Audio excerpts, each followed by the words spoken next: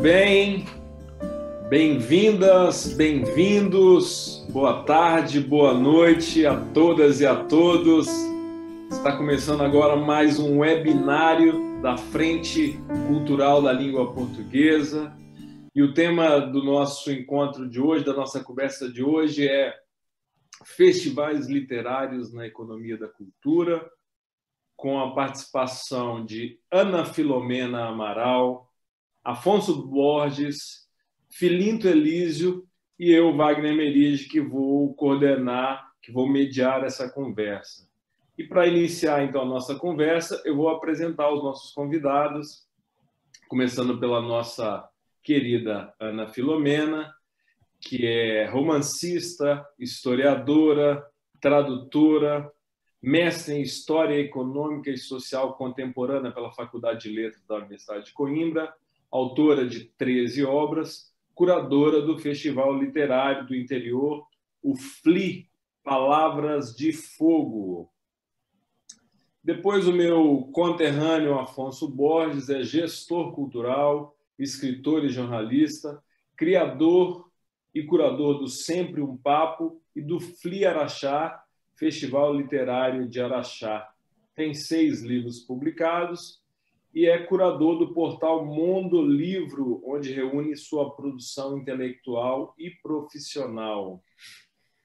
E, por último, mas não menos importante, o nosso querido Filinto Elísio, poeta, novelista, colunista e ensaísta, autor de livros de poesia, crônica e ficção, membro cofundador da Academia Cabo-Verdiana de Letras, editor na Rosa de Porcelana e organizador do Festival de Literatura Mundo do Sal. Muito bem, muito obrigado pela presença, pela oportunidade de estar aqui com cada um de vocês. E, começando então, eu queria pedir que cada um apresentasse os respectivos festivais e desse para a gente uma visão do que característica, qual é a característica que marca, que seria a marca de cada um dos seus festivais. Começando, então, pela Ana Filomena. Ora bem, então, boa noite, obrigada por este convite e estou muito feliz por estar aqui e por estar à frente de vocês todos, apesar de estarmos muito longe, alguns, outros mais perto, mas é um gosto estar aqui convosco em nome da língua portuguesa. O Festival Literário Internacional do Interior Palavras de Fogo, portanto, vai na sua 4ª edição para o ano, se tudo correr bem. Acabamos de fazer a 3ª edição em condições, como vocês podem imaginar, muito difíceis, mas não quisemos deixar de o fazer. Tivemos que, obviamente, adiar a data de junho para outubro, mas mesmo assim quisemos organizar a 3ª edição, até porque era realmente um número icónico e pronto, e tudo correu mais ou menos bem, penso eu. O Wagner esteve connosco e foi aí que nós nos conhecemos, que eu ainda não conhecia. Quem nos pôs em contacto foi o Zé Santos e realmente foi um gosto conhecer o Wagner, porque é realmente uma pessoa extraordinária e estou a contar convidá-lo para o próximo, para a 4ª edição também para o ano, se ele ainda cá estiver. O que acontece é que o festival nasceu, como muitos de vocês já devem saber, como homenagem às vítimas dos incêndios florestais de 2017, portanto, por isso é que temos na matriz uma data que é incontornável.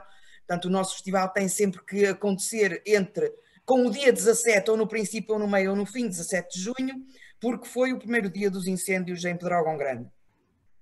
E, portanto, quando nós pensamos neste festival, como somos uma organização muito pequena, somos uma cooperativa cultural de muito reduzida dimensão e somos todos voluntários, portanto, isto é uma organização sem fins lucrativos e realmente vive do voluntariado única e exclusivamente, nós pensamos que nunca conseguiríamos fazer um festival como nós gostaríamos de fazer e que honrasse as vítimas realmente deste incêndio e desta tragédia, e então começámos a contactar vários municípios aqui em redor e neste momento temos 12 municípios que fazem parte do consórcio FLI Palavras de Fogo. Em alguns municípios não são as autarquias ou as câmaras municipais, mas sim associações, mas a maioria são realmente as câmaras municipais. Portanto, este ano, como a maior parte das câmaras municipais, devido à pandemia, decidiram não ter atividades públicas a partir de março, não é? Este ano tivemos dificuldades acrescidas porque realmente só houve 3 autarquias que estiveram connosco, precisamente porque as outras cancelaram todos os eventos públicos devido à pandemia. E, portanto, este festival é realmente característica, conforme pediu o Wagner, mais importante deste festival é, em primeiro lugar, um festival que reúne 12 autarquias e que é esse o nosso objetivo, ou seja, fazer com que ele chegue ao maior número possível de pessoas e rentabilizar ao máximo os recursos humanos e materiais, que são sempre escassos, e então nesta região do país são bem mais escassos que nas outras, e portanto rentabilizar e chamar a atenção para o interior, porque realmente, e eu para a frente direi mais, não quero agora alongar muito, mas este festival realmente tem na sua matriz a criação de sinergias, a criação de parcerias, e realmente quando nós criamos 2 plataformas que estão, já criamos o ano passado, uma é a plataforma dos festivais europeus, outra é a plataforma dos festivais da lusofonia, que eu gostava muito que a frente divulgasse, porque realmente temos lá festivais, inclusivamente o Elísio faz parte dessa plataforma, portanto temos lá festivais de vários países de expressão portuguesa, e era muito bom que realmente nós nos servíssemos dessa plataforma para chegarmos uns aos outros, porque é no fundo isto que nós temos que fazer. Eu só entendo a cultura e mais que tudo a literatura como forma de chegarmos todos uns aos outros o mais profundamente possível. E agora vou-me calar porque senão não temos tempo. Muito obrigado. Nós certamente dentro da sua conversa aí teremos muito para falarmos dela, né? Mas vamos então vou passar a palavra para o Afonso então contar um pouquinho aí de como ele pode nos apresentar o FLI Araxá e também um pouco da sua atuação aí na área do livro, da literatura. Afonso. Primeiro, saúdo meus amigos queridos que estão aí assistindo, não só Ana, o Seabra, Zé Santos, Zezé. Zezé, tem um negócio no seu cabelo aí, você viu? A maior sacanagem que a gente faz no Zoom é isso, é falar com a pessoa que tem um troço nela. Ela fica louca até descobrir. Filinto, um prazer falar com você, viu? Eu conheço muito já o seu trabalho, uma alegria estar aqui com você. Marisa. Bem, o FLI Araxá é o resultado de 30 anos, digamos assim, de trabalho. O Sempre um Papo, que é o projeto que eu faço ano que vem faz 35 anos de trabalho, é um programa muito simples. Eu levo autores aos auditórios e teatros para conversar com o público. É só isso. A diferença é que esta iniciativa, até certo ponto ingênua, tem um trabalho de comunicação e marketing muito bem profissionalizado.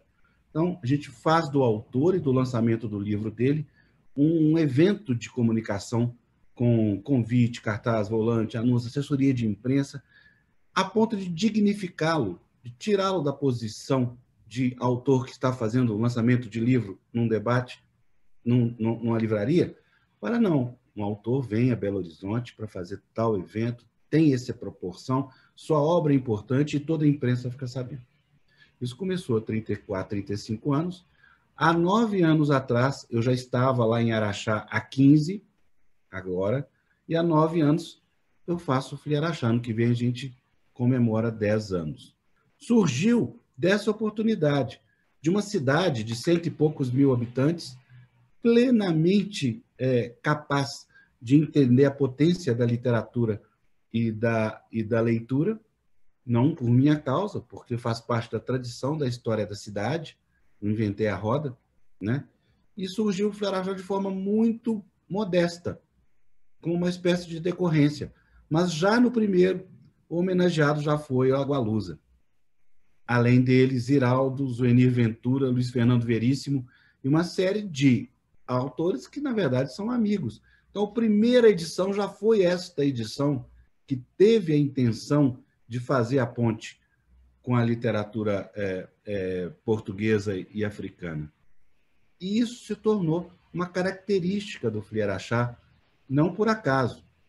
É uma espécie de determinação minha e do Flier-Achá também, depois assumido, em fazer essa ponte entre a literatura brasileira, portuguesa e africana, naquele momento. Tanto que, em segundo momento, foi o Mia Couto, o Gonçalo Tavares, o Walter Ugumãe, ano passado. A gente vem seguindo nessa linha, fazendo grandes eventos. O festival, ano passado, teve cerca de 32 mil pessoas presentes e nós levamos 140 autores presenciais lá, 140 presenciais. Em uma grande área de gastronomia, shows também montada ao redor do Grande Hotel de Araxá, que é esse monumento da década de 40 aqui no Brasil, que virou sede do festival por absoluta imposição da contingência, porque foi um último evento que a gente fazia lá no centro da cidade. Montava uma banquinha, nada, uma estrutura grande num lugar pequeno, e eu fiz com os 80 anos do Maurício de Souza. Ou seja, tinha 3 mil pessoas dentro, 3 mil pessoas fora, e muita gente xingando. Então, nós fomos para o Grande Hotel, onde virou. Hoje a sede, o Zé Santos foi curador de algumas edições, pode aí, né, falar um pouquinho desse, se for o caso também.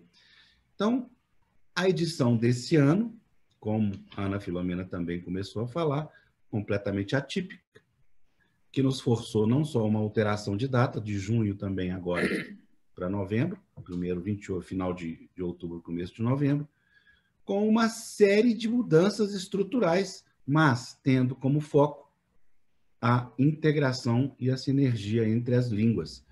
Nessa edição, a gente tomou como base a frase do Zé Saramago, não há uma língua portuguesa, há línguas em português, e serviu de inspiração, depois de muita procura, por uma frase que conseguisse assambarcar todo o meu projeto, eu consegui fazer um festival que estivesse presente pelo menos 1 ou 2 integrantes de cada país que fala a língua portuguesa.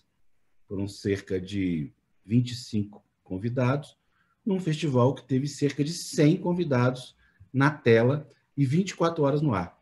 Durante a madrugada e a noite, a gente utilizava edições passadas do festival. Mas aí é outra história. Fazer festival em streaming, 24 horas no ar, aí é um outro episódio. Se vocês quiserem, eu conto. Mas é uma história muito divertida. E o próximo ano já está definido. Nós vamos tentar fazer em junho de novo. Vamos tentar fazer híbrido de novo. Eu não conto com a presença do público. Eu não sou nenhum doidivano, como tantos são. Eu acho que nós vamos continuar na mesma situação até lá. Mas, pelo menos, igual a essa edição, a gente vai conseguir fazer. É um resumão. Isso. Você também antecipou uns spoilers aí do meu roteiro, mas vamos lá, a gente vai destrinchar essa conversa aí. Filinto, boa noite, bem-vindo à nossa conversa. Conte para nós um pouco da história do Festival Mundo do Sal. Ótimo, boa noite a todos. É um prazer estar neste painel e é com muito gosto que conheço gente que já tinha ouvido falar e estou a conhecer agora, nomeadamente o programa Sempre um Papo. Há muito tempo que eu ouço falar e a minha companheira, a minha mulher Márcia, que é de Belo Horizonte, fala muito desse programa. Então, os mineiros ainda vão dominar o mundo, pode ficar tranquilo. E ela é uma das fundadoras do Festival de Literatura Mundo do Sal. Em verdade, o nosso festival é ainda incipiente, porque estamos na 4ª edição e para quem organiza festivais sabe que 4ª, 5ª edições estão ainda em fase experimental da afirmação do festival, mas nós começamos a programação com alguma ambição, ou seja, em 2017 tínhamos meia centena de convidados, 40 internacionais, não só dos países da língua portuguesa, mas de todos os continentes e de outras línguas, não é? E a ideia foi construir em Cabo Verde, que é um país insular, é um arquipélago, e que fica, portanto, a meio do Atlântico. E, de facto, nós tentamos idealizar essa ideia de um país geoestratégico, que é geoestratégico para muitas outras coisas, mas quisemos pensá-lo também geoestratégico para encontros literários. Ou seja, no fundo fica nessa ideia da ponte no meio dos continentes, e esse também é uma vocação das ilhas, Santo Tomé, Cabo Verde, Canárias, Açores, Madeira. Portanto, nós, nas margens do Atlântico, que estão os continentes, nós somos uma espécie de ilhas do meio desse grande rio, oceano, que é o Atlântico, e começamos a chamar para Cabo Verde, porque Cabo Verde fica equidistante, em certa medida, de muita gente que está na Europa, está nas Américas e está também nos outros países africanos. E quisemos aproveitar, já que o tema também tem aqui a ideia de economia da cultura, nós desde o princípio nós tivemos essa ideia de fazer isso numa ilha bastante turística, que tem um turismo balnear de sol e praia. Quisemos acrescentar valor cultural, portanto, a esse destino turístico. Mas também tivemos, em termos estratégicos, tivemos a ideia de saber que faríamos o festival na chamada época baixa do destino turístico, para compensar com parceiros hoteleiros e de restauração que numa época baixa estavam mais abertos ao patrocínio e a participação como mecenas, não é? Porque enchiam também, ocupavam, portanto, um período que não era um período intenso. Isto aos poucos também nós pensamos que era possível visitar Cabo Verde e visitar a Ilha do Sal, não só pelas praias, não só pelo turismo balnear, mas poder visitar Cabo Verde para assistir o encontro entre escritores de várias partes do mundo, não é? E também assistir a reflexões temáticas sobre novos temas. Abrimos o leque para uma temática maior, que é a literatura mundo, e que muita gente, enfim, discute se é literatura do mundo ou literatura mundo, mas que nos permite discutir em algumas mesas científicas temas como a tradução, a circulação internacional das obras, o diálogo entre os escritores de diversas línguas e, sobretudo, um aspecto que é extremamente importante para nós, autores de língua portuguesa, que é o alargamento do cânone mundial, que é basicamente o cânone ocidental mais alguns. Mas nós achamos que é preciso alargar essa ideia do cânone e fazemos anualmente esse debate. Temos um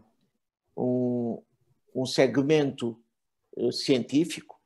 Neste momento temos uma curadora científica, que é a professora Inocência Mata, não é? E que convida também para os painéis científicos professores, críticos, jornalistas, e que querem discutir as transfronteiras, as translocalidades e a circulação para além, portanto, dos círculos fechados e do circuito dos livros e dos autores. Quisemos também trazer como um outro objetivo chamar os escritores cabo-verdianos para a Ilha do Sal, não é? Cabo Verde tem 10 ilhas. Os escritores cabo-verdianos vão para a Ilha do Sal para esse encontro com os escritores do mundo.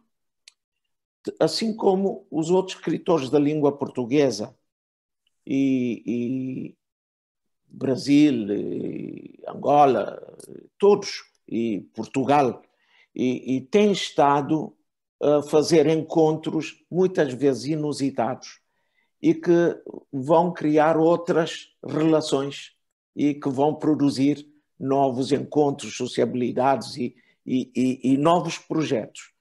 A partir do SAL, nas 3 edições anteriores, muita gente fez novos acordos, novas parcerias, e estão publicando coisas em conjunto. E nós, sempre, o que a Ana Filomena falou dessa rede que se pretende criar e que nós também aderimos, e nós convidamos vários outros festivais ao nosso festival e incentivamos que estas representações dos outros festivais nos acolham também como uma extensão internacional nossa. Ou seja, nós, ao convidarmos um festival para o Festival de Literatura Mundo do Sal, nós, no acordo que fazemos, é termos uma mesa do Festival de Literatura Mundo do Sal, nesse festival, e que chamamos isso um programa de extensão. Já fizemos este programa no Brasil, com o Fórum das Letras, não é? De Ouro Preto. Já fizemos com o Festival Literário de Óbidos. Já fizemos com a Casa Fernando Pessoa, em Lisboa. E planeamos fazer com o festival também que se faz em Central Park, em Nova York. É algo que ainda está no pipeline dos nossos projetos. Fazer com a Universidade de Florença, que também temos algumas parcerias na Itália.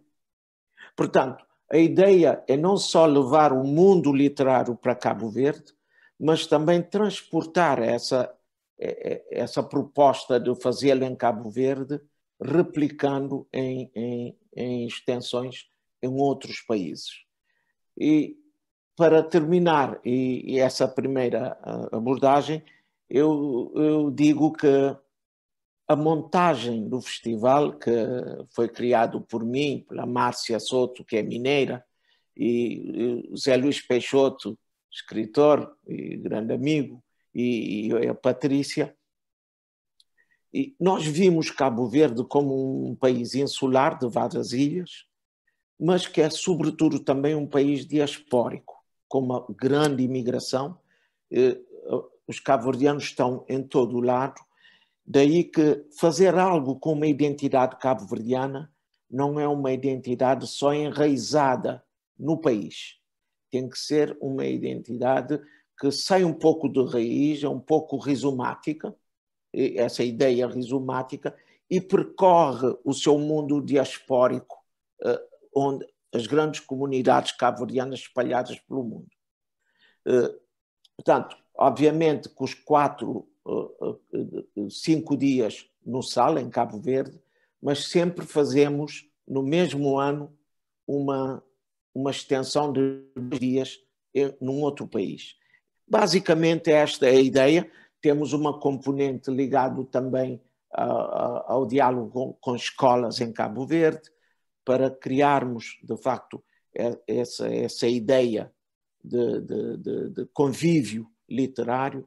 Tem sido uma festa para os alunos, para os estudantes, ver escritores que às vezes só sabem de livros ou de títulos, e em Cabo Verde, podendo conviver, que é um país muito aberto, onde toda a gente trata todos por tu ou você no Brasil, não é?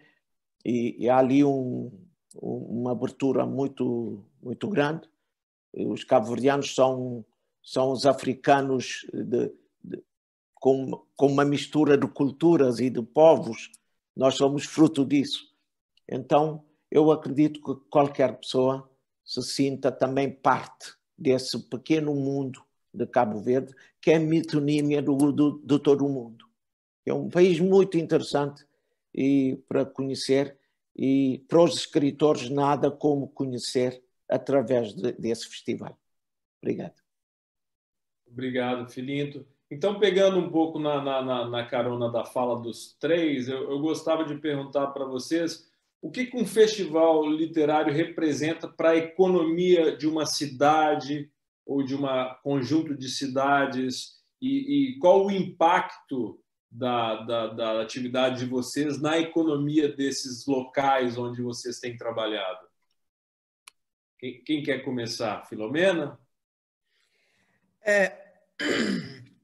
Depois daquilo que eu vou dizer agora, eu acho, Wagner, que te vais arrepender de me ter convidado. Porque, e desculpem-me todos, mas eu não posso escrever uma coisa e dizer uma outra completamente distinta. Eu, quando vejo a palavra economia, seja onde for, eu fico logo de pé atrás, porque realmente é esta economia que nos está a destruir, que está a levar este planeta à destruição completa e à raça humana também. Portanto, economia, para mim, eu arrepio-me sempre um bocadinho quando vejo ou ouço essa palavra. Ora bem, porque eu acho que, e pegando na palavra do Filinto, no cânon, eu acho que nós temos que mudar o cânon da nossa economia. Porque, e realmente, a cultura é o terreno mais, para mim, mais óbvio, por todas as razões, para mudar esse cânon. Porque realmente, que economia é que nós queremos? Queremos uma economia também para os festivais literários que traga milhões de pessoas, milhões de euros. É essa a economia que nós queremos? Não é essa a economia que eu quero, nem é essa a economia que eu prego. Nem é essa a economia que eu falo nos meus livros. A minha economia é uma economia social. E realmente, na área da cultura, eu penso que essa economia, nós devíamos dar o exemplo na área da cultura relativamente a essa economia, porque obviamente que estamos a falar de festivais completamente distintos, cada um com a sua identidade, mas o nosso é realmente um festival que não tem milhares, muito menos milhões.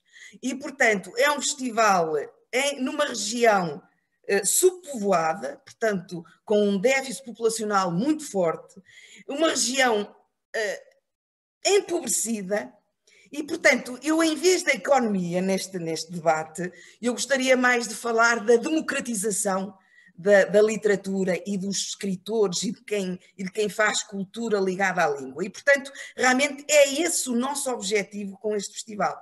É evidente que trazemos, eventualmente, para os restaurantes, agora nem restaurantes, não é? Mas pronto, anima esta região, mas não é a economia que nos interessa. Aqui o que nos interessa é realmente tornar acessível determinado tipo de eventos que só são possíveis aqui em Portugal, pelo menos nas grandes cidades. E quando falo das grandes cidades, são grandes cidades sobretudo litorais, portanto Porto, Lisboa e Coimbra também, mas realmente estamos, este festival, o nosso festival, e aquilo que eu entendo, eu estive em vários festivais, enfim, festivais enormes, de milhões de pessoas, de milhões de dólares de investimento, de lucro, etc. E no último em que eu estive, eu fiquei quase assim, digamos assim, é isto que nós queremos para a literatura. É assim uma feira que, em vez de se vender gado, vende-se livros e vende-se escritores. Desculpem, mas não é essa a minha visão nem de cultura, muito menos de literatura e muito menos ainda de economia. Portanto, não é desses festivais, não é nesses festivais que eu me revejo e não é... E neste festival que eu criei, e, enfim, e em vez de curadora, sou cuidadora, que eu não gosto, desculpa, eu não gosto muito da palavra curadora, porque eu não me sinto capaz de curar coisa nenhuma, agora sinto-me capaz de cuidar de algumas coisas. E, portanto, este festival é um festival que pretende, sobretudo, trazer emoção às pessoas, trazer reflexão às pessoas, trazer profundidade às pessoas. Não é um negócio. Nem de longe, nem de perto é um negócio. Nem para nós, que somos realmente a entidade promotora do festival, tampouco para todos os outros que fazem parte do nosso consórcio. Portanto, isto é realmente, do ponto de vista, digamos, conceptual, eu gostaria muito que este festival entrasse no âmbito das utopias, entrasse no âmbito das emoções, dos afetos e deixasse um pouco a economia, desculpa, Wagner, deixasse um pouco esse aspecto económico de lado.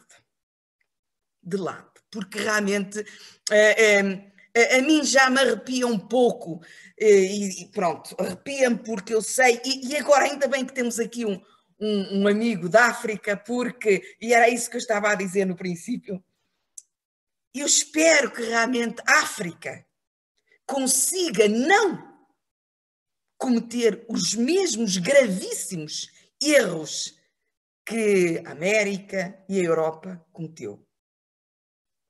E, portanto, que nos dê a nós, continente velho, uma outra lição de estar no mundo. Olha, Filomena, eu não me arrependi, não, pelo contrário, adorei a sua intervenção. Precisamos, de fato, retomar as utopias. Afinal, porque estamos vivendo muitas distopias, né? Afonso, você crê ser possível conciliar a utopia com as expectativas dos patrocinadores?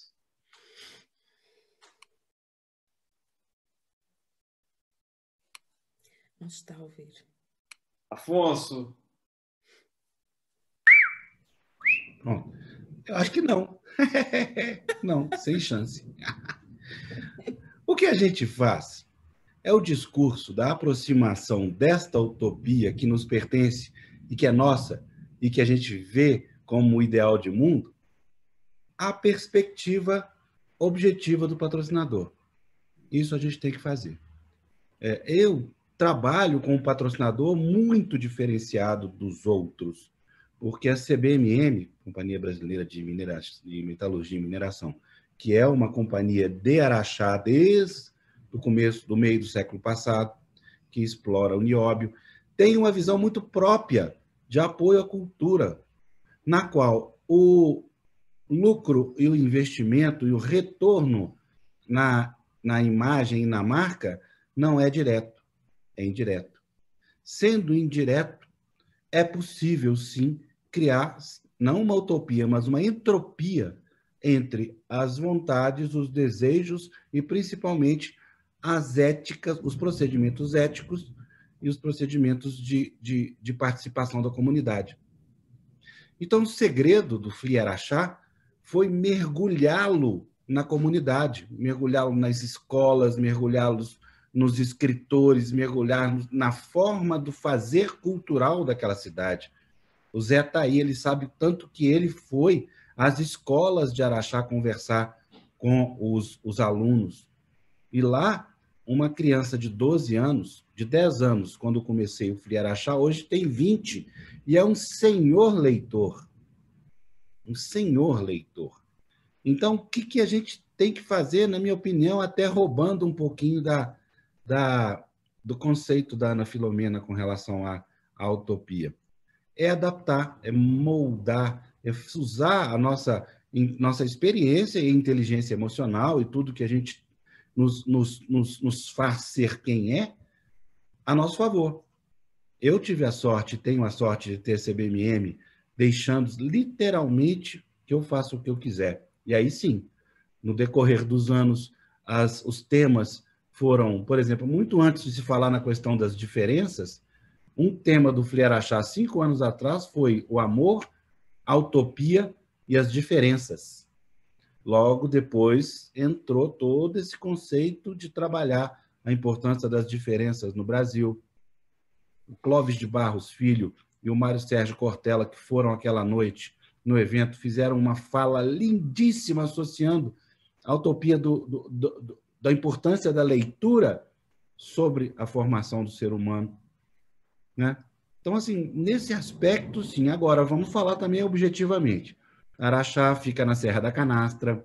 Serra da Canastra tem uma economia criativa poderosa na forma de doces, queijos, café. Tem ali uma cultura que me antecede. Nesse conceito, sim. O Flieracher e os eventos literários, aí até eu aumento esse espectro para eventos no mundo da cultura, do entretenimento e do turismo, contribuem, sim, para emprego, contribuem para a consolidação de certas profissões que são extremamente marginalizadas nesse contexto. O iluminador de um teatro arruma um emprego melhor. Uma pessoa que faz uma cerveja artesanal, por sinal, lá tem diversas fábricas de cerveja artesanal, tem o espaço para mostrar a sua cerveja. E na nossa área, eu comecei o Flieracher, Sempre um Papo lá, e eu convivia com 4, 5 escritores, não é, Zé? O ano passado, nós fizemos um Flieracher que tinha 100 escritores de Araxá e região. 100. Eu que inventei eles? Não, eles estavam lá. Nesse contexto, sim, voltamos à economia. Eles estão vendendo os livros deles. Eles estão fazendo os livros circularem. Estão produzindo literatura. Estão conversando com os alunos que ouviram falar de literatura pela primeira vez quando eu levei Zuenir Ventura, Luiz Fernando Veríssimo e tantos outros escritores que foram isso. Então, também roubando o conceito da Ana Filomena sobre a utopia é isso, é fazer com que a literatura, o autor, o escritor participe da vida cotidiana das pessoas, gente. A educação abandonou a literatura há muito tempo, no mundo inteiro. Lá não se vê escritores nas universidades há quanto tempo? Já não se vê escritores nas escolas há quanto tempo, fora aquele livro que como é que chama, Zé? Aquele livro é recomendado, né? Obrigatório. Aí vai lá o escritor. Fora disso não tem. Fora disso aconteceu uma disruptura, uma ruptura tremenda ali no início. Eu identifico ali no início da década de 60, 70, onde o escritor ficou para trás no avanço. Mas aí também a gente vê que é ali que começou o mundo técnico, tecno e técnico na educação, né? Naquele ponto ali, alguém falou para as outras pessoas no mundo que você só vai ser feliz se for técnico em eletrônica, digitando, fazendo computação. Não estou fazendo crítica, né? Cada um faz o que quer. Mas esse mundo das coisas numéricas e das coisas que são coisas e não são conteúdo, nos dominou, acabou com a gente, em certa medida. Desde lá, nós somos pessoas contra a corrente. Desde lá, a gente chama utopia do que a gente faz agora. Desde lá, a gente faz festivais para ver se sai um pouquinho com a alma melhorada. Entendeu? A minha alegria são sorrisos. Eu faço aquele auditório lotado de gente, todo mundo prestando atenção 2 horas, ouvindo o Mia Couto, ouvindo a Agualuz, ouvindo o Peixoto, ouvindo todo mundo, sai lá todo mundo assim, siderado. Não é não, Zezé? Cadê Zezé aí? Zezé pode falar isso maravilhosamente bem, que ela já foi um monte de vezes. Esse brilho nos olhos é que nos alimenta, gente. Esse brilho nos olhos é que faz a gente prosseguir.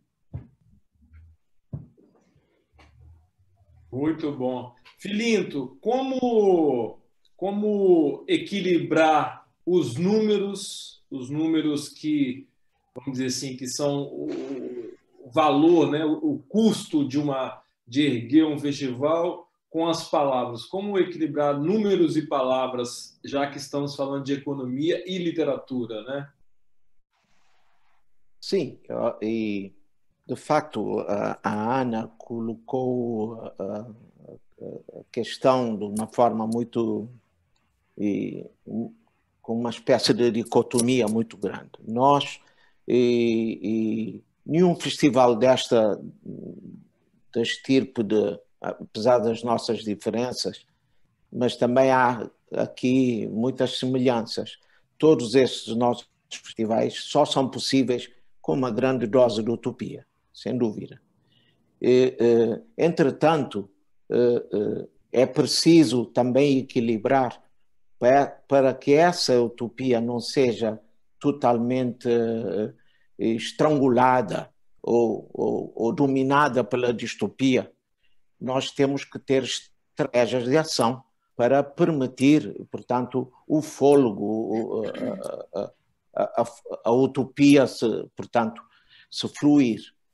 E, no nosso caso, eu tenho visto também vários festivais que são mais feiras de livro, que a indústria do livro, não é? E o comércio do livro. Ainda recentemente estive no Festival de Frankfurt, que não é o melhor festival para ver grandes diálogos entre escritores, entre críticos, que há também, mas não é sobretudo o que está na grande indústria do livro e está presente. É uma espécie de ir ver uma enorme feira de vendas e ali sim, em termos do que se pode chamar de economia pesada, de fluxos financeiros e que são um verdadeiro PIB cultural e que geram um PIB cultural. Numa feira como de Frankfurt ou de Bolonha, ou Salão do Livro de Paris, ou se calhar Bienal de São Paulo, se calhar, e outras grandes feiras, eles conseguem mobilizar não só o apoio público, não é? Porque também esse apoio público investe ali porque não só gera receita, gera renda, gera rendimento, mas também promove algo que é extremamente importante para uma economia da cultura, que eleva o soft power do país, esse poder de atração que o país tem. Um país com grande festival, seja de jazz, seja de música, de outro tipo de música, seja de livro, esse país ganha em termos de atratividade e que por trás também leva investimentos, leva circulação de recursos.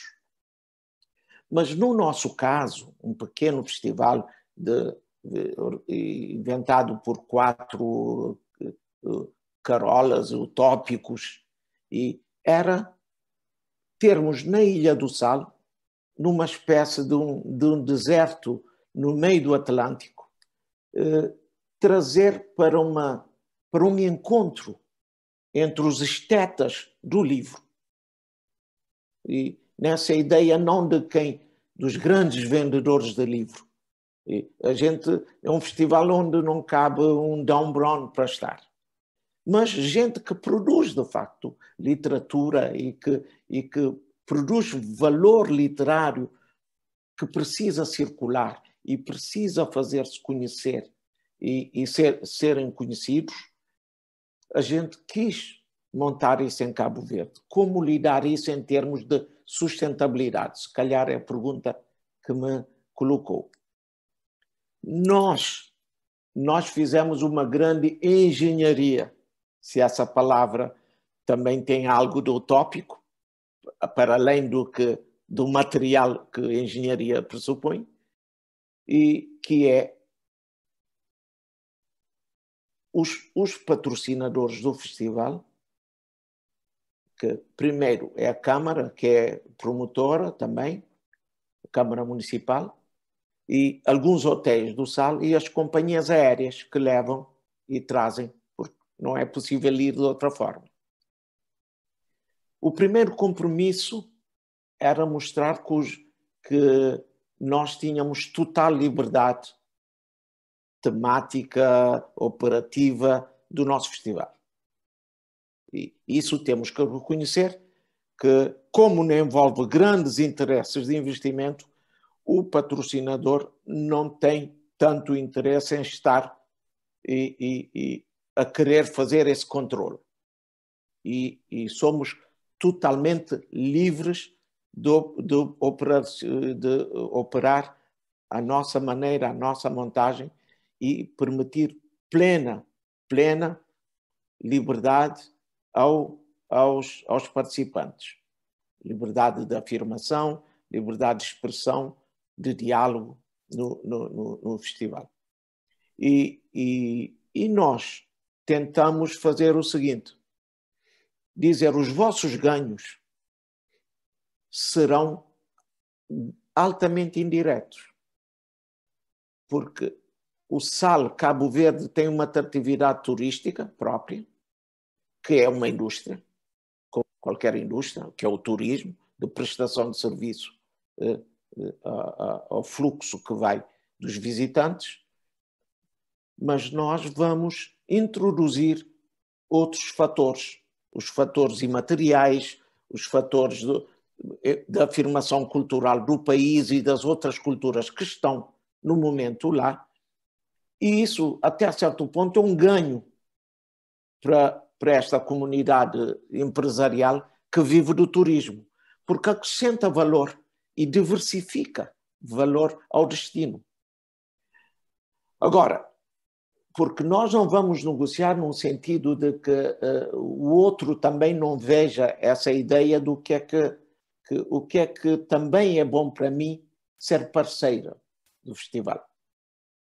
Portanto, nós desenhamos logo, olha, na nossa perspectiva, esta parceria para esta comunidade empresarial é interessante não de investimento de capital lucro. Não é por aí. Não é por aí porque não funciona. E não é uma feira de grandes vendas para que o empresário ponha ali a sua marca e se venda. Não é isso. Mas é permitir que o país, como Cabo Verde, tenha um festival literário conhecido já, apesar de pequeno da nossa perspectiva, mas hoje conhecido internacionalmente, onde está nos circuitos de chamadas internacionais, não apenas da língua portuguesa. Isto para Cabo Verde, que é um país que vive da diáspora e das visitas turísticas, pode ser de interesse. Essa economia cultural não é para o festival, é para o destino Cabo Verde, que eventualmente saberá como esse pequeno acréscimo de valor traz para Cabo Verde mais atratividade, o tal soft power, entre aspas. Mas, para nós, isso permite-nos também que eles aceitem quase uma negociação no sentido não totalmente, não financeira e não contabilística, que é o seguinte: eles que façam o festival com toda a liberdade e a loucura e a utopia e o que quiserem, que para nós isso é bom, porque aumenta a visibilidade para o país. E às tantas, como o bom cabo-verdiano, e para fechar com um rasgo de algum humor, e aconteceu uma vez que um governante cabo-verdiano recebia um outro estadista europeu do Luxemburgo, que foi apoiar Cabo Verde financeiramente, ajuda externa, ajuda pública a Cabo Verde, e que no dia aconteceu uma grande manifestação contra o governo, com o visitante a chegar, uma coisa enorme. Então o discurso do cabo-verdiano foi: esta manifestação é prova de que nós somos um país que merece ser ajudado, porque a oposição tem mais voz do que nós. Vejam a oposição. E surtiu o efeito, porque no Parlamento Europeu o homem falava Cabo Verde é um caso especial. De facto, é um país onde há uma grande oposição, sem nenhum polícia lá a gritar enquanto eu estou a visitar o primeiro-ministro do país. Portanto, é um pouco isso, toda essa indústria turística que há lá. Nós queremos montar essa, entre aspas, oposição literária, utópica, mas que permita também que os outros digam, venham porque além de praia, mar, essa indústria, venda, hotéis, também há uma série de gente que está ali a falar de cultura, literatura, mundo, e falar de cânone. Se quiserem espreitar, podem espreitar porque é aberto. Isso gera também alguma simpatia ao destino.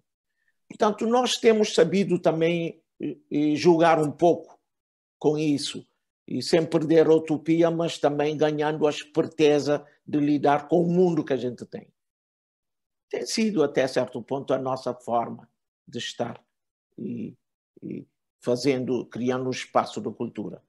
E a economia, como diz a Ana, também concordo, se há alguma economia a retirarmos, é essa economia social, que permite enriquecimento das pessoas em termos espirituais, em termos de posicionamento, em termos de outras ambições, e o que também disse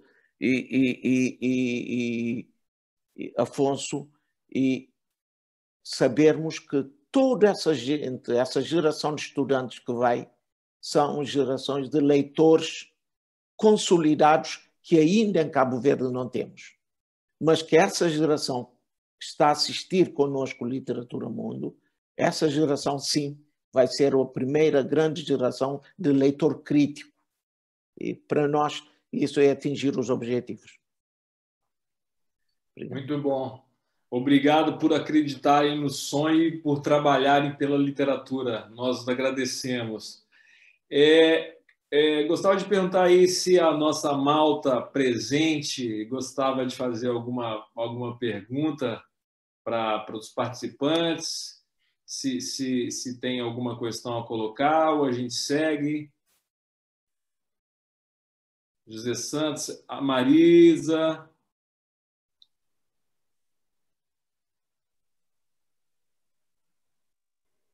Então, eu gostaria de ouvir, talvez, eu não sei se os outros festivais, mas eu conheço mais o Flieraxá, né? Sou de lá, da mesma terra, mas eu queria ouvir essa parte educacional, assim, que muito, para mim, é uma das coisas mais eficientes, mais fortes do festival. Claro, levar, como o Afonso falou, né? O escritor vira o grande artista, eu acho que isso é fantástico, assim, ele vira... ele ganha o valor que ele realmente merece ter e deve ter na nossa sociedade, enfim.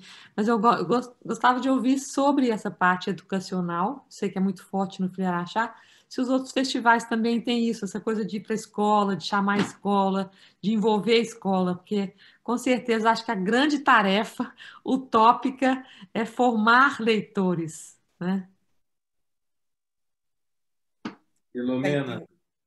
Eu penso que é um segmento absolutamente imprescindível e fundamental de todos os festivais. Aliás, eu penso até que é capaz de ser o mais importante de tudo. E aqui, obviamente, como não podia deixar de ser, portanto, no nosso festival estão envolvidos à partida as bibliotecas públicas, as bibliotecas de leitura pública, as bibliotecas municipais e, obviamente, todas as escolas dos concelhos.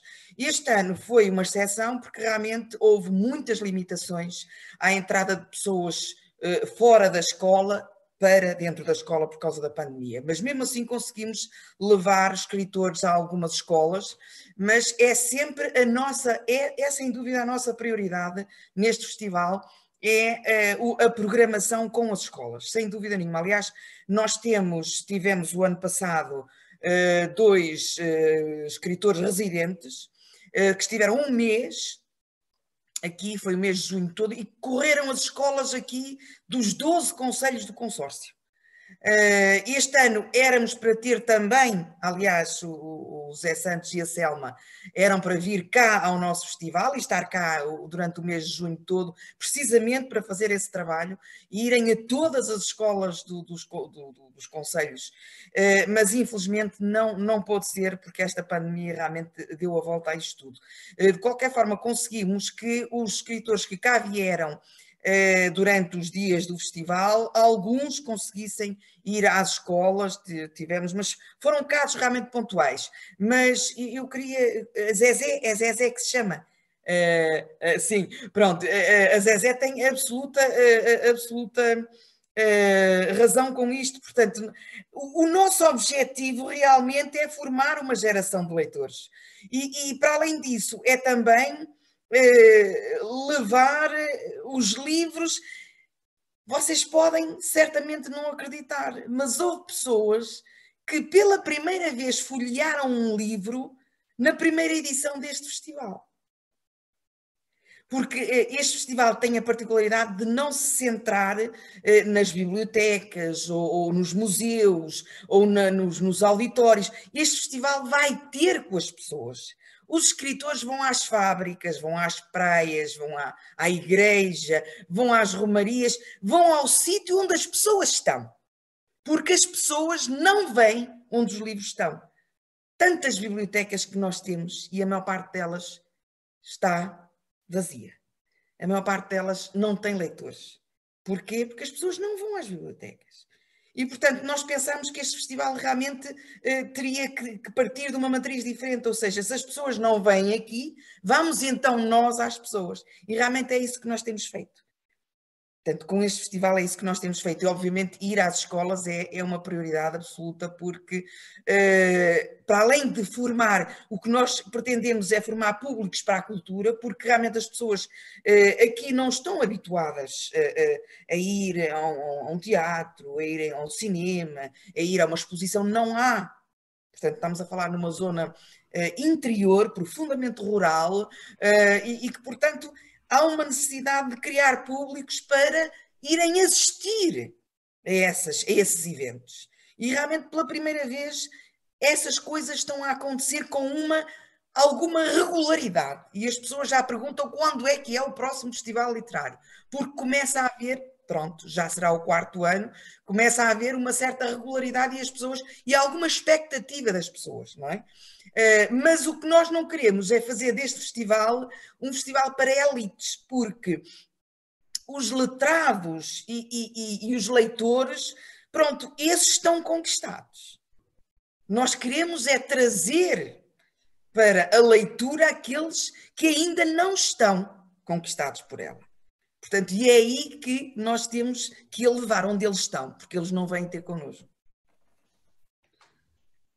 Falando do Flieraxá, completando, o Flieraxá, eu acho que o Zé, de novo falando do Zé, estou saudade de você, meu querido. Falando de novo do Flieraxá, 60% do Flieraxá é para criança e adulto, criança e adolescente. Não é? Pensando bem, é para eles. Aí a gente convida alguns autores adultos para estarem presentes com a gente lá discutindo. Mas o foco é na criança e no adolescente. E aí, já pulando uma etapa, o que nós vamos fazer na pandemia? Foi a pergunta que eu me fiz desde fevereiro. E eu te faço uma segunda pergunta. O que vocês vão fazer depois da pandemia? A vontade é de responder no privado para você. Depois eu respondo no privado. Me aguarde. Então, se eu pesquisei muito, aí entra a palavra curador, que em Portugal tem outro sentido. Discuti isso muito outro dia com o pessoal da Book Company, o Paulo e o Tito. Aí é programador, né? Aqui é curador. Só que programador nem curador ilustra o trabalho que a gente tem de aprendizado, pesquisa, influência, conversa, diálogo e tudo mais que rodeia essa função de, sei lá, fazedor. fazedor de festival, melhorou? Um fazedor. Eu pesquisei muito, eu conversei muito, eu li muito. Para fazer o site do Fliarachá ficar simples desse jeito, foram 6 meses de pesquisa. E aí chegou naquela ponto. E agora? Um festival totalmente focado para criança e adolescente vai fazer o que na pandemia? O ponto alto do festival, além da programação voltada para eles, é um concurso. A gente faz um concurso de redação. Uma coisa simplinha, mas tem sido ponto alto. Por quê? Primeiro, que todos participam. Segundo, que a premiação é dinheiro. Dinheiro vivo na mão da pessoa. E uma criança de 9 anos ganhar R$1.000 é muito importante para a família dele. Muda a vida desta família. Vou além. Muda a vida. E lá, o concurso de redação é feito com escolas particulares, escolas públicas e escolas rurais. E ano passado eu tive a alegria de premiar uma menina de 9 anos, negra, e que mora na zona rural. E olha, a redação dela foi imbatível. Imbatível, foi linda. A redação dela é emocionante. E ela ganhou. E ela até hoje, agora inclusive eu já entrei no processo de auxiliá-la mesmo, até a família dela, porque com a pandemia ela não tem internet para poder estudar. E aí vai, né? Não tem como. Então a gente já está ajudando essa menina. É uma geniazinha, essa menina. Então o que nós fizemos? Bem, vamos fazer o que fazíamos presencialmente, virtualmente. E conseguimos. O Léo Cunha, que foi o curador dessa área, fez presencial no palco sozinho, uma programação de 8 a 1h da tarde, todo dia, de 8 da manhã a 1h da tarde, focada nas crianças, com lives, com pré-gravadas, com conversas, com leituras, com músicas, como se fosse um grande programa de TV, que é o que a gente podia oferecer. Por outro lado, fizemos também o que a Ana fez.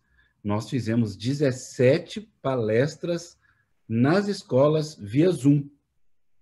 O primeiro Zoom, que começou agora, teve 48 pessoas, o segundo teve 150. E foi crescendo. Entendeu? E as palestras estão disponíveis no YouTube para quem quiser fazer e quem quiser replicar na sua escola. Agora, o concurso de redação vai dar o prêmio só dia 8, porque também eu quero valorar o concurso na mesma estatura. Vou lá achar, entregar o dinheirinho, dar o prêmio, as escolas já estão recolhendo as redações. Ou seja, é a forma com a qual a gente tenta inserir a literatura dentro da escola, rompendo barreiras, conversando com professoras, porque a professora está amarrada no currículo escolar e a última coisa que ela quer ouvir é o Zé Santos telefonando para ela, falando: dá para você colocar um escritor aí na programação, nós vamos levar aí, entendeu? Pode? Não pode, minha filha. Estou querendo estudar matemática. Elas estão atrasadas no português. E a geografia, que elas não fizeram prova semana passada? Foi tudo errado. É ou não é, Zé? Estou mentindo? É isso aí. Ué. É duro. Não é fácil, não. Então, o evento presencial, quando se transforma nesse aspecto, num espetáculo, como a Zezé falou, onde o autor vira um popstar, e é mesmo. O Miyakoto não dava um passo sem um monte de gente em cima dele. E assim foi com todos os outros, não precisa nem ser o Mia. Os outros autores também têm ali um relevo, tem uma projeção que faz, que é muito importante.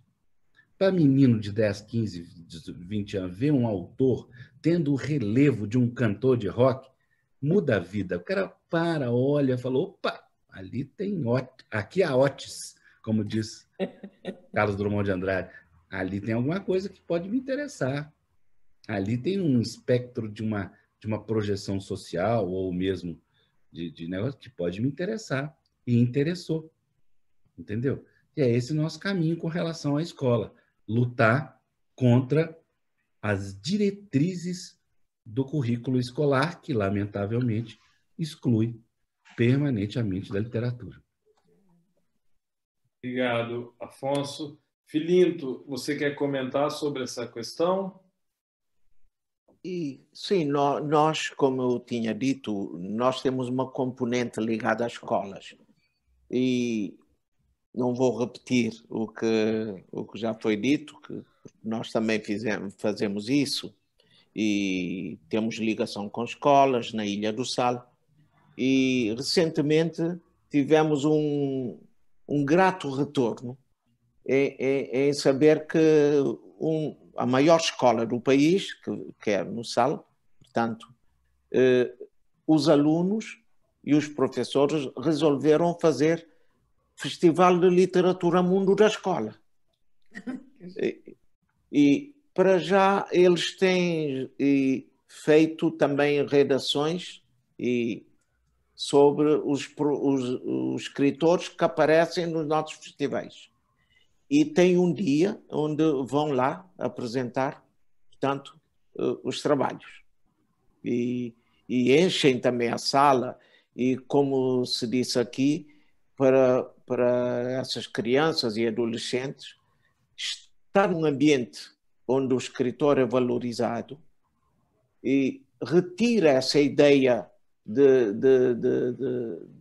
profissão depreciada ou profissão subvalorizada, quando vê que, alguém disse aqui, que o escritor, o esteta da escrita, aparece como uma estrela rock.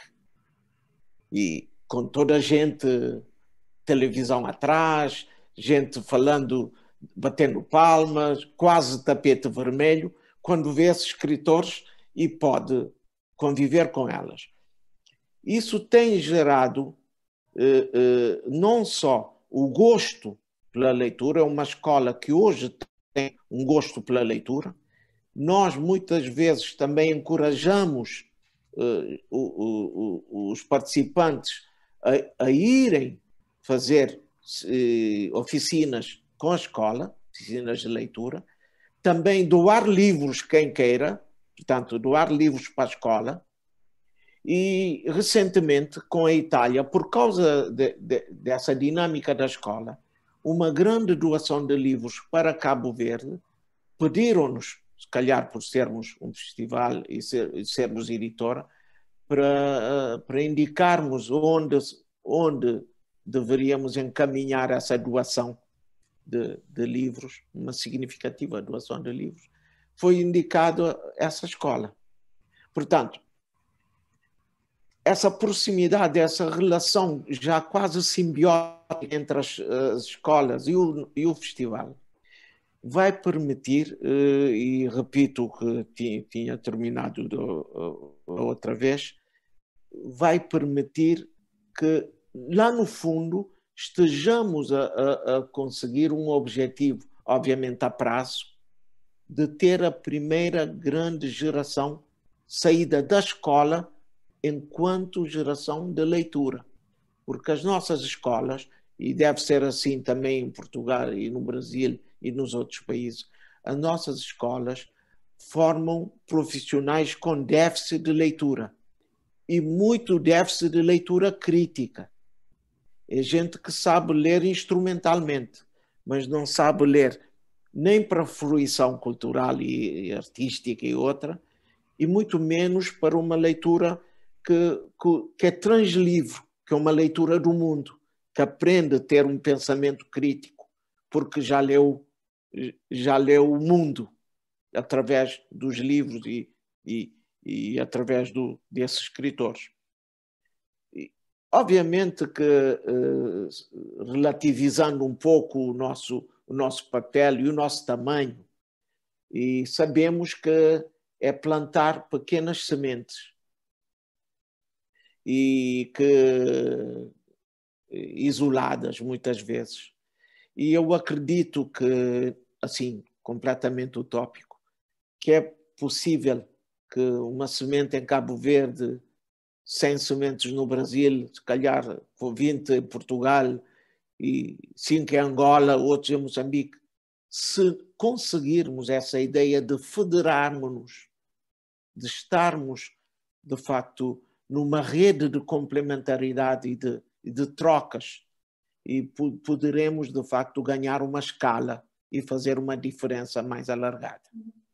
E, obviamente, temos diferentes velocidades, diferentes escalas, mas, em verdade, essa nossa diferença é a nossa grande riqueza se estivermos juntos, porque cria uma cadeia de complementaridade e nos permite, se calhar um dia, com as novas tecnologias, e porque nesta tragédia também aguça alguma criatividade para sairmos do cerco deste bloqueio todo, se calhar um dia podemos ter, enquanto língua portuguesa, um grande festival a nível mundial que seja um festival virtual, mas com a federação de interconexão entre nós. Eu acho que podemos estar nesses encontros a desenhar ou a germinar ali algo que pode ser os resultantes destes encontros. E eu aí acredito que sim. E como sou ilhéu, sou no meio do mundo na distribuição das viagens, das pontes, eu acho que podemos criar esse usando agora o neologismo, esse network, que é mais do que falar rapidinho? Posso falar rapidinho? Pode, vai. Não, eu acho que o Filipe está certo, mas de certa forma, o Filiarachá foi isso esse ano. A gente conseguiu não só conversar, colocar na mesma tela gente do mundo inteiro, não só de África, Cabo Verde também, como gente que mora fora, como Lucrécia Zapp, que mora lá em Nova York, como tanta gente, como Rodrigo Lacerda, na Califórnia, gente que não só tá fora de África trabalhando na Europa. Eu acho que o segredo é isso, o segredo é provocar essa sinergia, tanto que o festival terminou com um manifesto que eu faço muito pedido, né? O Seabra está fazendo, o Zé também, de juntar mais gente ao redor desse manifesto que eu chamei de Sinergia das Línguas em Português, que nada mais é que criar uma coisa real, uma coisa concreta. Não somos governo, não somos poder, não temos essa força, nem temos o dinheiro. O que nós podemos fazer? Nós podemos criar alianças entre nós que nos divulguem. Exemplo, já estou fazendo isso desde março. Todas as lives e programações da The Book Company, com todo mundo, estão sendo transmitidas nos Facebooks e no Instagram da minha empresa, aqui em Belo Horizonte, em Minas Gerais. Ora, se todos nós fizermos o que a tecnologia permite de retransmissão, nós já vamos estar fazendo uma pequena revolução. Entendeu? Eu já posso ter condição de fazer o Filinto e Ana Filomena ser conhecida no Brasil mais do que seriam pelas vias institucionais, porque nós ficamos na mão das editoras, dos agentes, dos festivais, de certa medida, quando nós podemos fazer a nossa pequena revolução, caso consigamos nos interconectar através das nossas redes. É muito simples, eu vou além. Eu estou conversando com uma universidade do Japão que estuda a língua portuguesa. Tem lá 6 gaiatos. 6. Só eles, tadinho. Mas o quê? Eles vão reproduzir as lives do Sempre um Papo lá. Em que medida isso não pode ser uma pequena revolução? Em que medida, se os festivais que nós administramos não começarem a criar essas interconexões, interligações, não custa nada, não é barato, é de graça. Eu faço uma conexão, vocês passam no Facebook de vocês, no YouTube de vocês, nas redes de vocês, discutam logo depois, façam clubes dos livros, conversem entre si com relação à obra de cada um. Está na nossa mão fazer essa revolução. Temos que sair, nós dependemos de matéria de jornal lá em Portugal para divulgar um livro. Não precisamos mais depender. Se a gente tiver essa rede, nós podemos fazer entre nós. E as nossas redes são extremamente potentes. A do Sempre um Papo tem quase 60 mil seguidores. O YouTube do Sempre um Papo... Peraí. Onde é que eu aperto esse troço aqui? Cala a boca, Su. O YouTube...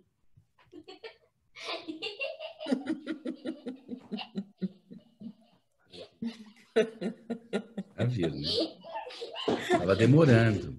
E ela atrapalha todas. Tá demorando. Manuela de Rubim Borges estavam apresentados por todo mundo. Gente, não te vi chegando. Nem sei o que eu estava falando. Entendeu? Se a gente fizer isso entre a gente até soluciona pequenos problemas. Por exemplo, o livro do Wagner, que eu já li, que é ótimo. Em que medida ele é bem divulgado aqui no Brasil? Em que medida ele pode ser divulgado lá em Cabo Verde? Na medida da nossa decisão de criar essa rede que é facinha, é simples, é barata, não custa nada. Afonso, não te quero interromper, mas então, tu pareces uma pessoa extremamente versátil nessas coisas, só tens que nos dar instruções, que nós seguimos. Rindo. Fácil, rindo, é muito simples. Voltando ao YouTube, nosso YouTube estava com... É que eu não fico prestando atenção nesses números, mas está lá com quase 16 milhões de visualizações nesses anos, nesses 2 anos. A gente não sabe o que acontece. Não. Né, Zezé? Zezé é frequente hoje, na pandemia, na presença frente às telas. Né, Zezé? Tem curso, tem feito. Em que medida isso pode transformar de verdade? Numa medida que nós não temos capacidade de mensurar. E é por isso que nós devíamos investir nisso. Muito bem. Principalmente que fica lá parado, eternamente no YouTube, até quando a gente fala bobagem. Pois é, queridos, queridas, eu acho que a gente tá chegando ao momento aqui de terminarmos, até para não ficar muito longa essa conversa, mas a gente termina nesse momento, eu diria, estimulante de pensar novas possibilidades, de pensar essa troca, esse intercâmbio, essa utilização de ferramentas comuns. Eu sei, a gente talvez não dê tempo de falar, mas ficará para uma nova conversa. A gente conversar um pouquinho mais sobre essa rede de festivais em língua portuguesa, que eu acho que é muito, muito bem-vinda, é uma possibilidade muito rica para todos nós.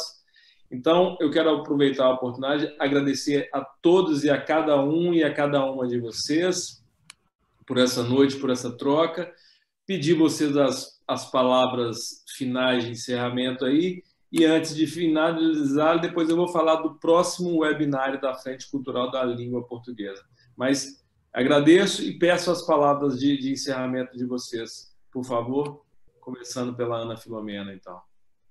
Pois, eu é que agradeço o vosso convite, foi extremamente enriquecedor este webinário, e então eu deixava nas mãos do Afonso esse estímulo realmente para nós criarmos definitivamente uma rede dos festivais da lusofonia. Portanto, nós já temos aquela plataforma onde o Afonso também está, o Filinto e muitos outros festivais brasileiros, não só. Portanto, se ela vos puder ajudar ou puder ajudar na constituição desta rede, eu acho isso absolutamente fantástico. Aliás, eu conheço outros que não estão lá ainda, e todos nós conhecemos outros festivais que podem realmente juntar-se a nós. E eu realmente tenho uma incapacidade ou quase incapacidade ou uma capacidade muito limitada de lidar com estas coisas do computador e das redes sociais, etc. Mas se me derem as instruções todas direitinhas, eu faço. Pronto, e até à próxima. Muito obrigado por todos, eu estou à disposição e vamos tocar esse projeto da sinergia. Em breve nós teremos novidades e vamos passar para todo mundo. O importante agora, talvez, é reunir mais escritores para assinar o manifesto, para que seja uma coisa mais coesa. Para finalizar... Esse manifesto está disponível aonde? Desculpa, Afonso. Eu coloquei no site do Flieraxá. E nós podemos lá ir... Mas aí eu não estou abrindo para todo mundo, não, porque eu acho que essa coisa pública é ruim. O Seabra e o Zé estão reunindo nomes e estão mandando. Essa coisa meio pública, ela empobrece um pouco, porque aí todo mundo assina e perde credibilidade. Claro. Quem está interessado em participar, quem se compromete, quem pode ser ali uma referência no seu país e no seu trabalho. Agora, o mais importante para encerrar é que nós, juntos, podemos e teremos condições de orientar os investimentos. E aí sim volto à fala do Wagner. Nós juntos temos condições de orientar investimentos na área, não só das fundações, das instituições e até dos patrocinadores. O que está faltando é isso. Recurso sempre teve. Pouco, muito, difícil de conseguir, não, parará, tá certo. Mas sempre teve. Agora, orientação, foco, nunca teve. Aí a lusofonia feita pelo nosso queridíssimo Zé Aparecido de Oliveira, que não deu certo. É isso. Obrigado, boa noite a todos. Obrigada. Eu queria repetir a ideia dessa união e dessa sinergia baseada em complementaridade, onde ninguém perde a sua identidade, mas acrescenta, portanto, escala ao projeto comum, não é? Um projeto comum constituído de vários festivais e várias iniciativas com identidades próprias e que transformam isto numa pluralidade com força. E essa força, concordo, que trará também atrás recursos, porque, de facto, é preciso que tenhamos recursos para fazer funcionar, portanto, o conhecimento, porque, obviamente, as novas tecnologias ajudam muito, sobretudo atraem novos públicos, os públicos novos gostam de novas tecnologias, mas nós também, enquanto grupo, devemos ter ambições subjacentes a isso, no sentido de ter publicações do grupo todo e ter, anais do grupo todo, ou bienalmente, ou podemos definir, ir construindo o conceito, não deixando apenas que seja uma praça onde todos estejamos, mas que isto se evolua para, de facto, uma construção, um network, uma rede, de facto, mais fortalecida, porque o mundo da escrita tem enorme potencial, onde os estetas da escrita nunca puderam, de facto, tirar o melhor partido. E sobretudo, em benefício dos leitores, porque, de facto, eles são essa cidadania mundo dos leitores, que é, de facto, o grande motivo de nós, muitas vezes, expressamos as nossas existências e as nossas criatividades. É por causa desse leitor mundo. E organizando isto que o Afonso está a dizer, provoca essa ideia de um supra-festival, onde lá dentro estão todos nas suas diferenças. Isto, para mim, é muito importante e podem contar sempre conosco enquanto festival, e vou transmitir também essa ideia ao nosso pessoal, e sempre foi, desde o princípio, esta nossa visão de crescermos juntos, sem essa ideia de hegemonias, mas essa ideia de generosidade, de troca. Muito obrigado. E foi... Você que abrir é a República de Belo Horizonte aí. Quando é que a gente vai para aí? José, arruma uma passadinha para a gente poder ir lá. Sim, vamos sim. Mas, gente, olha, queria agradecer aí ter os festivais aí da Ana, do Afonso, do Filinto. Foi um marco aqui para frente recebê-los, né? Agradecer a presença aí da Zezé, da Dona Eugênia, da Selma, Marisa, da Márcia. E foi muito bom. Isso é só o começo, porque agora o material vai ser editado, né, Merige? E isso vai circular ainda mais. E, principalmente, né, nasce aí, tem essa sementinha aí que foi plantada dessa união, dessa interação entre a gente. Valeu, gente. Muito obrigado. Obrigada, Zé. Boa noite. É isso aí. Muito obrigado a todas. Lembrando, então, que o nosso próximo webinário, o tema é a polêmica do acordo ortográfico, adoção e resistência. Será agora no mês de dezembro. E lembrando que vocês poderão acompanhar todos os webinários desse no YouTube da Frente Cultural da Língua Portuguesa. Agradecemos mais uma vez, desejamos saúde a todos e apoiem a cultura, leiam mais, o livro é seguro, a cultura é segura, vamos juntos. Deus, Até logo, pessoal. Tchau. Tchau, tchau. Deus. Muito bom. Obrigada, Carlos. Deus. Tchau.